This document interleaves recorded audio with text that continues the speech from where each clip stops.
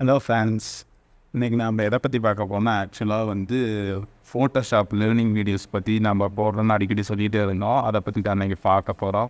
பார்த்திங்கன்னா ஒரு ஃபோட்டோஷாப் எப்படி நம்ம யூஸ் பண்ணுறது, அதனால் நமக்கு என்னென்ன யூஸ் இருக்குது, அதை எப்படிலாம் நம்ம யூஸ் பண்ண முடியும் அப்படின்னு சொல்லி எல்லாம் ஃபுல்லாக டீட்டெயிலாக பார்க்க போகிறோம்.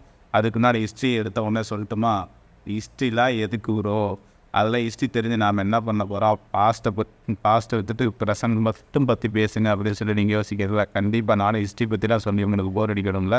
நம்ம டேரெக்டாக வந்து ஃபோட்டோஷாப் எப்படி இருக்கும், எப்படி யூஸ் பண்ணலாம் அப்படின்னு சொல்லிட்டு பார்ப்போம். ஃபோட்டோஷாப் பார்த்திங்கன்னா பிஎஸ் வெர்ஷன் தான் வந்து மோஸ்ட்லி ஒரு சில கம்ஃபர்டபுளாக எல்லாமே ஒர்க் பண்ணுறதுக்கு ஓரளவுக்கு நல்ல யூஸ்ஃபுல்லான ஒரு சாஃப்ட்வேர்னால் அது பிஎஸ் தான்.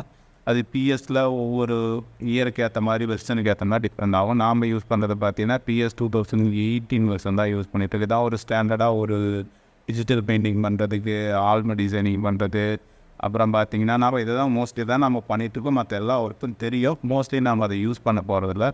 ஓகே ரைட்டு, நாம் இன்றைக்கி என்ன வீடியோன்னு சொல்லி நம்ம அதை பார்ப்போம்.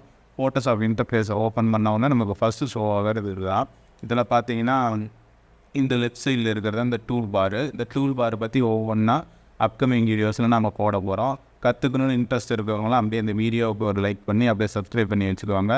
நெக்ஸ்ட் வீடியோவில் சந்திப்போம். Okay, tata, bye bye.